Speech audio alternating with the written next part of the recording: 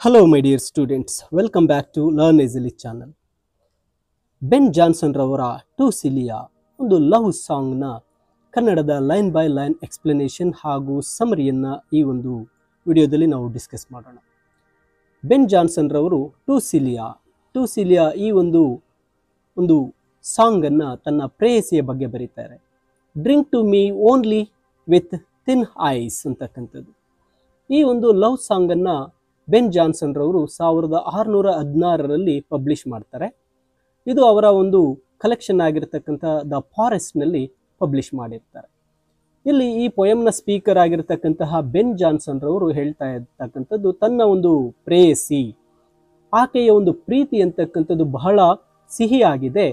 ಅದು ಯಾವ ರೀತಿ ಅಂದರೆ it is more life giving than, ಅಂದರೆ ಅದು ದೇವರ ಒಂದು ನೆಕ್ಟರ್ ಆಫ್ ಗಾಡ್ಸ್, ದೇವರ ಅಮೃತಕ್ಕಿಂತಲೂ ಹೆಚ್ಚು ಜೀವವನ್ನು ಕೊಡ್ತಕ್ಕಂತಹದ್ದು ಆಗಿದೆ ಆಕೆಯ ಪ್ರೀತಿ ಅಂತಕ್ಕಂಥದ್ದನ್ನ ಬೆನ್ ಜಾನ್ಸನ್ ರವರು ಈ ಪದ್ಯದಲ್ಲಿ ತಿಳಿಸ್ತಾ ಇದ್ದಾರೆ.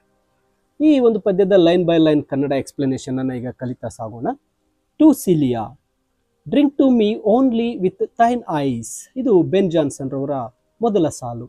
ಇಲ್ಲಿ ಮೊದಲ ಸಾಲಿನಲ್ಲಿ ಹೇಳ್ತಾ ಇದ್ದಾರೆ, drink to me only with thine eyes and I will pledge with mine. ನೋಡಿ, ಈ ಕವಿತೆಯಲ್ಲಿ ತನ್ನ ಪ್ರೇಯಸಿಯನ್ನ ನೀನು ನಿನ್ನ ಕಣ್ಣುಗಳಿಂದಲೇ ನನಗೆ ಕುಡಿಯಲು ಕೊಡು ಅಂತ ಕೇಳ್ಕೊಳ್ತಾ ಇದ್ದಾರೆ.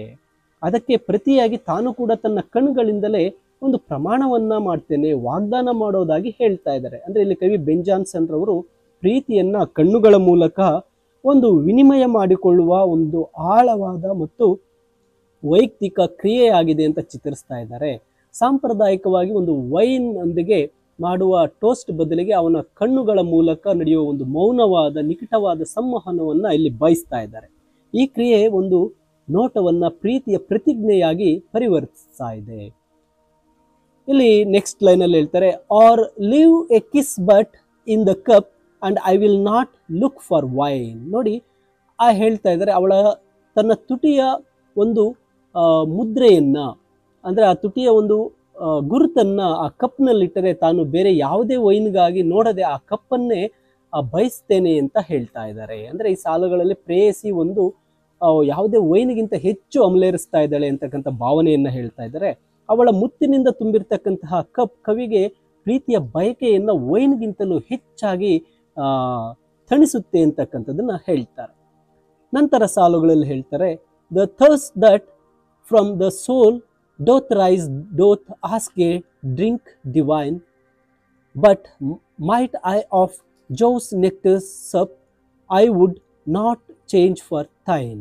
ನೋಡಿ, ಈ ಒಂದು ಪ್ಯಾರಾದಲ್ಲಿ ಹೇಳ್ತಾ ಇರ್ತಕ್ಕಂಥದ್ದು ಕವಿ ತನ್ನ ಆತ್ಮದಿಂದ ಉಂಟಾಗುವ ಬಾಯಾರಿಕೆಯು ದೈವಿಕ ಪಾನೀಯವನ್ನ ಬಯಸುತ್ತೆ ಅಂತ ಹೇಳ್ತಾ ಇದ್ದಾರೆ. ಅಂದ್ರೆ ಕವಿ ತನ್ನ ಪ್ರೀತಿಯ ಬಾಯಾರಿಕೆಯನ್ನ ಒಂದು ದೈವಿಕ ಆಧ್ಯಾತ್ಮಿಕ ಮಟ್ಟಕ್ಕೆ ಏರಿಸ್ತಾ ಇದ್ದಾರೆ. ಆ ಕವಿಯ ಬಯಕೆ ಕೇವಲ ದೈಹಿಕ ಬಾಯಾರಿಕೆಯಲ್ಲ, ಬದಲಾಗಿ ಅವನ ಆತ್ಮದ ಬಾಯಾರಿಕೆಯಾಗಿದ್ದು ಅದು ಒಂದು ಸಾಮಾನ್ಯ ಒಂದು ಡ್ರಿಂಕ್ನತ್ತೆ ಅದು ಇರೋದಿಲ್ಲ ಅಂತಕ್ಕಂಥದ್ದನ್ನ ಹೇಳ್ತಾರೆ. But might I of Jove's nectar sup I would not change for thine. ಒಂದು ವೇಳೆ ನನಗೆ ದೇವತೆಗಳ ರಾಜನಾದ ಜೋನ ಅಮೃತವನ್ನ ಕುಡಿಯುವ ಅವಕಾಶ ಸಿಕ್ಕಿದ್ರೂ ಸಹ ನಾನು ಅದನ್ನ ನಿನ್ನಿಂದ ಸಿಗುವ ಪ್ರೀತಿ ಅಥವಾ ಮುತ್ತಿಗಾಗಿ ಅದನ್ನ ತ್ಯಜಿಸ್ತೇನೆ, ಅದನ್ನ ಬಿಟ್ಟು ಬಿಡ್ತೇನೆ ಅಂತಕ್ಕಂಥದ್ದನ್ನ ಹೇಳ್ತಾ ಇದ್ದಾರೆ. ಅಂದ್ರೆ ಈ ಸಾಲುಗಳಲ್ಲಿ ಕವಿ ತನ್ನ ಪ್ರೇಯಸಿಯ ಪ್ರೀತಿಯನ್ನ ಜೋವ್ನ ಅಂದ್ರೆ ದೇವರ ಅಮೃತಕ್ಕಿಂತಲೂ ಶ್ರೇಷ್ಠವಾದದ್ದು ಅಂತ ಹೇಳ್ತಾ ಇದ್ದಾರೆ. ಇದು ಪ್ರೇಯಸಿಯ ಸ್ಥಾನವನ್ನ ದೇವತೆಗಳ ಮಟ್ಟಕ್ಕೆ, ಅದಕ್ಕಿಂತಲೂ ಎತ್ತರಕ್ಕೆ ಇಲ್ಲಿ ಏರಿಸ್ತಾ ಇದ್ದಾರೆ. ಇದು ಪ್ರೀತಿಯು ದೈವಿಕ ಮತ್ತು ಒಂದು ಮಾನವನ ಕೈಗೆ ನಿಲುಕದ ಸ್ಥಿತಿಯನ್ನ ಈ ಸಾಲಿನಲ್ಲಿ ಸೂಚಿಸ್ತಾ ಇದ್ದಾರೆ. ದೇವರೇ ಬಂದು ಕೂಡ ಅಮೃತವನ್ನ ನೀಡಿದ್ರು ನಾನು ಅದನ್ನ ನಿನ್ನ ಪ್ರೀತಿಯ ಮುಂದೆ ತಿರಸ್ಕಾರ ಮಾಡ್ತೀನಿ ಅಂತ ಬೆನ್ ಜಾನ್ಸನ್ ರವರು ಹೇಳ್ತಾರೆ. ನಂತರದ ಒಂದು ಸ್ಟ್ಯಾನ್ಸಾಗೆ ಬಂದಾಗ ಹೇಳ್ತಾ ಇದ್ದಾರೆ, I sent thee late a rose wreath not so much honoring thee as giving it a hope that there it could not withered be. ನೋಡಿ, ಈ ಒಂದು ಸಾಲುಗಳಲ್ಲಿ ಹೇಳ್ತಾ ಇದ್ದಾರೆ, ಇತ್ತೀಚೆಗೆ ನಾನು ನಿನಗೆ ಒಂದು ಗುಲಾಬಿ ಹೂವಿನ ಹಾರವನ್ನು ಕಳಿಸಿದ್ದೇನೆ, ಅದು ನಿನ್ನನ್ನ ಗೌರವಿಸುವುದಕ್ಕಷ್ಟೇ ಅಲ್ಲ. ಮೊದಲ ಸಾಲಲ್ಲಿ I sent thee late a rosy wreath not so much honoring thee. Thee ಅಂದ್ರೆ ನಿನ್ನನ್ನ ನಿನಗೆ ಕಳಿಸಿದ್ದೇನೆ, ಅದು ನಿನ್ನನ್ನು ಗೌರವಿಸೋದಕ್ಕಷ್ಟೇ ಅಲ್ಲ ಅಂದರೆ ಸಾಂಪ್ರದಾಯಿಕವಾಗಿ ಗುಲಾಬಿ ಹಾರವನ್ನು ಒಂದು ಸೌಂದರ್ಯದ ಸಂಕೇತವಾಗಿ ನೀಡಲಾಗುತ್ತೆ. ಆದರೆ ಕವಿ ಹೂಗುಚ್ಛವನ್ನು ಕಳಿಸಿದ್ದು ಕೇವಲ ಅವಳ ಸೌಂದರ್ಯಕ್ಕೆ ಗೌರವ ಸಲ್ಲಿಸಲು ಮಾತ್ರ ಅಲ್ಲ ಅಂತ ಹೇಳ್ತಾ, as giving it a hope that there it could not withered be. ಯಾಕೆ ನಾನು ಅದನ್ನ ಗೌರವಕ್ಕೆ ಮಾತ್ರ ಕಳಿಸ್ತಾ ಇಲ್ಲ ಅಂದರೆ, ಆ ಹಾರಕ್ಕೆ ಒಂದು ಭರವಸೆ ನೀಡುವುದಕ್ಕಾಗಿ ಕಳಿಸಿದ್ದೇನೆ, ಅದು ನಿನ್ನ ಬಳಿ ಬಾಡೋದಿಲ್ಲ. ಆ ಗುಲಾಬಿಯ ಗುಚ್ಛ, ಗುಲಾಬಿಯ ಹಾರ ನಿನ್ನ ಬಳಿ ಇದ್ದರೆ ಅದು ಬಾಡೋದಿಲ್ಲ ಅಂತ ಹೇಳ್ತಾರೆ. ಅಂದರೆ ತನ್ನ ಪ್ರೇಯಸಿಗೆ ಪ್ರಕೃತಿಯ ಮೇಲೆ ಪ್ರಭಾವ ಬೀರುವ ಹೂಗಳನ್ನು ಬಾಡದಂತೆ ಮಾಡುವ ಒಂದು ರೀತಿಯ ಮಾಂತ್ರಿಕ ಶಕ್ತಿ ಇದೆ, ಅಸಾಮಾನ್ಯ ಶಕ್ತಿ ಇದೆ ಅಂತ ಹೇಳ್ತಾ ಇದ್ದಾರೆ. ಇದು ಅವಳ ಒಂದು ಮೋಡಿ, ಆ ಪ್ರೀತಿಯ ಪ್ರಭಾವಕ್ಕೆ ಈ ಸಾಲು ಸಾಕ್ಷಿಯಾಗಿದೆ. ನಂತರ ಒಂದು ಸ್ಟ್ಯಾನ್ಸದಲ್ಲಿ ಹೇಳ್ತಾರೆ, but thou thereon didst only breath and sendst it back to me, since when it grow and smells I swear not of itself but thee. ನೋಡಿ ಈ ಸಾಲಲ್ಲಿ ಕೊನೆಯ ಸಾಲುಗಳಲ್ಲಿ ಹೇಳ್ತಾ ಇದ್ದಾರೆ, ಆದರೆ ನಾನು ಅಂದರೆ but though there on the dust only breath and sends it to back to me. ಆದರೆ ನೀನು ಆ ಹಾರಕ್ಕೆ ಕೇವಲ ನಿನ್ನ ಉಸಿರನ್ನು ತಾಗಿಸಿ ಅದನ್ನು ನನಗೆ ಹಿಂದಿರುಗಿಸಬೇಕು. ಕೊಟ್ಟಿರ್ತಕ್ಕಂತಹ ಗುಲಾಬಿ ಹಾರವನ್ನು ನೀನು ಅದಕ್ಕೆ ನಿನ್ನ ಉಸಿರನ್ನು ತಾಗಿಸಿ ನನಗೆ ಅದನ್ನ ಹಿಂತಿರುಗಿಸು ಅಂತ ಹೇಳ್ತಾ. ಅಂದರೆ ಪ್ರೇಯಸಿ ಪ್ರೇಮಿ ತನ್ನ ಪ್ರೀತಿಯನ್ನು ಪೂರ್ಣವಾಗಿ ಸ್ವೀಕರಿಸದೇ ಇರಬಹುದು, ಆದರೂ ಅವಳ ಒಂದು ಉಸಿರು ಕೂಡ ಹೂಗೆ ಒಂದು ಬದಲಾವಣೆ ಶಕ್ತಿಯನ್ನು ನೀಡೋಕ್ಕೆ ಸಾಧ್ಯ ಆಗುತ್ತೆ. ಅವಳ ನಿರಾಕರಣೆ ಸಹ ಒಂದು ಪ್ರಭಾವವನ್ನು ಬೀರುತ್ತೆ ಅಂತ ಹೇಳ್ತಾ ಇದ್ದಾರೆ. Since when it grows and smells I swear not of it self but thee. ಅದು ಅಂದಿನಿಂದ ಆ ಹಾರ ಬೆಳೀತಾ ಇದೆ ಮತ್ತು ಅದರ ಸುಗಂಧ ಹರಡ್ತಾ ಇದೆ. ನಾನು ಆಣೆ ಮಾಡಿ ಹೇಳ್ತಾ ಇದ್ದೀನಿ, ಅದು ಹೂವಿನಿಂದಲ್ಲ, ಬದಲಾಗಿ ನಿನ್ನದೇ ಆಗಿದೆ. ಅದು ನಿನ್ನಿಂದ ಆ ಹೂವು ಸುಗಂಧಭರಿತವಾಗಿದೆ, ಹರಳ್ತಾ ಇದೆ, ಅದೊಂದು ರೀತಿ ಪ್ರಕಾಶಿಸ್ತಾ ಇದೆ ಅಂತ ಹೇಳ್ತಾ ಇದ್ದಾರೆ.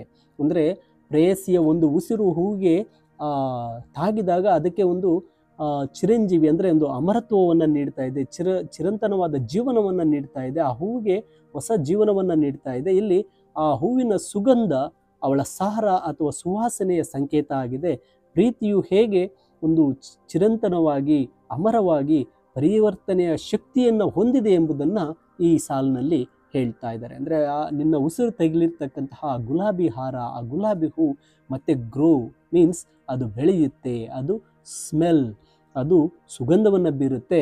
I swear not of it ಸೆಲ್ಫ್, ಅದು ಅದರಿಂದೊಂದಿಗೆ ಅಲ್ಲ ಬಟ್ ತೀ, ಅದು ನಿನ್ನಿಂದ ಆ ಹೂವು ಆ ರೀತಿ ಸುಗಂಧವನ್ನು ಬೀರುತ್ತೆ ಅಂತ ಹೇಳಿ ಈ ಒಂದು love song to Celia, drink to me only with thine eyes, ಈ ಒಂದು ಸಾಂಗ್ನ ಮೂಲಕ ಬೆನ್ ಜಾನ್ಸನ್ ರವರು ಈ ಒಂದು ತಿಳಿಸಿರ್ತಾರೆ. ನೋಡಿ, ಈ ಒಂದು ಕನ್ನಡದ ಲೈನ್ ಬೈ ಲೈನ್ ಎಕ್ಸ್ಪ್ಲನೇಷನನ್ನು ತಿಳಿಸಿದ್ದೇನೆ. ಹಾಗೆ ಈ ಒಂದು ಪೊಯಮ್ನ ಫುಲ್ ಸಮರಿ ಇಂಗ್ಲೀಷ್ PDF ವಿಡಿಯೋದ ಡಿಸ್ಕ್ರಿಪ್ಷನಲ್ಲಿದೆ.